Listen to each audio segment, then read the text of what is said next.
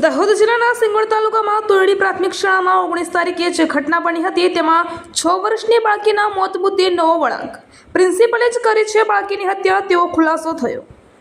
પ્રાપ્ત માહિતી અનુસાર દાહોદ જિલ્લાના સિંગવડ તાલુકામાં 19 તારીખે જે ઘટના બની હતી તેમાં આજે એક નવો વળાંક પ્રિન્સિપલે જ બાળકીની હત્યા કરી છે તેવો ખુલાસો થયો છે।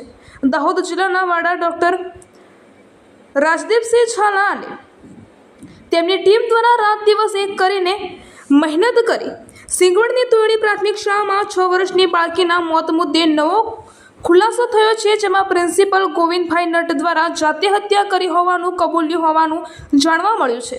પોલીસે ગોવિંદ નટ નામના આરોપીને ઝડપી પાડ્યો છે। Reporter Suresh Makwana, Gujarat bureau chief.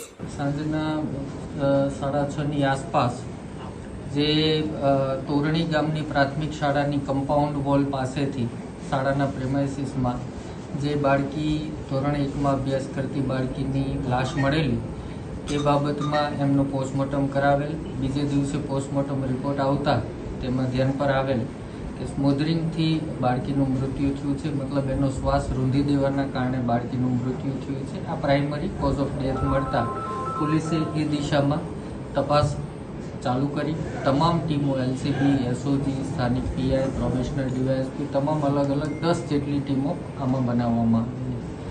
શાળામાં જઈ પોલીસે પોતે સામાજિક સંસ્થાના કાર્યકર છે અથવા શિક્ષણ વિભાગથી છે એવી રીતે અલગ અલગ બાળકોની પૂછપરછ કરતાં ધ્યાનમાં આવેલું કે આ બાળકી શાળામાં હાજર નહોતી, પ્રાર્થનામાં પણ નહોતી, જે મધ્યાહન ભોજન હેઠળ દૂધ આપવામાં આવે છે સવારે તેમાં પણ નહોતી। તો એના પરથી બાળકોના નિવેદનો અને શિક્ષકોની પૂછપરછથી પ્રસ્થાપિત થયું કે બાળકી શાળાએ પહોંચી નહોતી। સમગ્ર બનાવની હકીકત એવી હતી કે સવારે આશરે 10:20ની આજુબાજુમાં પ્રિન્સિપાલ ગોવિંદભાઈ નટ પોતાની ગાડી લઈને સ્કૂલે જતા હતા ત્યારે એની માતા રસ્તામાં બાળકીને લઈ અને ઊભા હતા।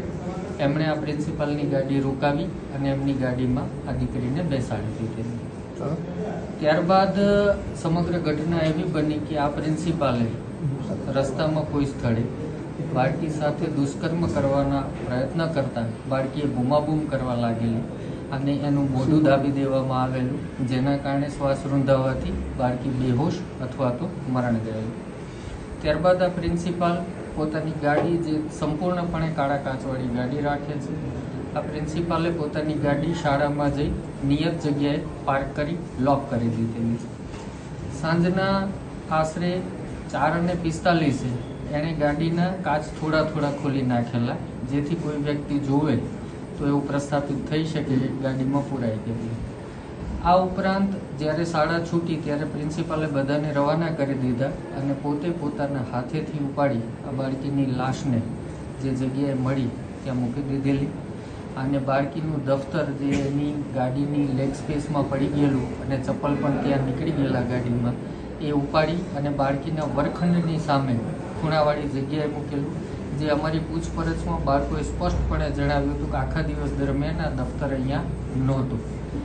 આ તમામ હકીકતો ધ્યાનમાં આવતા તમામ શિક્ષકોને અત્રે લીમખેડા પોલીસ સ્ટેશને સઘન અને સતત પૂછપરછ કરેલી અને તમામ ટેકનિકલ ડેટાનું એનાલિસિસ કરતાં પ્રિન્સિપાલ કબૂલાત કરેલી અને ભાંગી પડેલા અને એણે જે પહેલાં સ્ટોરી કરતા હતા કે મને ખ્યાલ નથી, મેં ઉતારી દીધી હતી, એ જ પ્રકારની વાત કરતા હતા, એ તમામ બાબતોમાં સત્ય સામે આવ્યું અને આ સંપૂર્ણ કૃત્ય પ્રિન્સિપાલ દ્વારા કરવામાં આવેલું હતું અને તેમના દ્વારા આ રીતે આ દીકરીની જે લાશ છે એનો નિકાલ કરવામાં આવેલો।